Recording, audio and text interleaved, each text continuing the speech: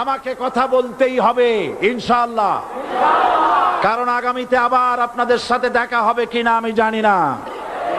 কথা বলতেই হবে। বিড়ালের মতো 500 বছর বেঁচে থাকার কোনো লাভ নাই।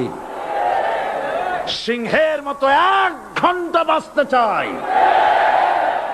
আমি দেখতে পাচ্ছি বাংলাদেশের ভাগ্য আকাশে উত্তর গগনে কালো মেঘ জমা হয়েছে।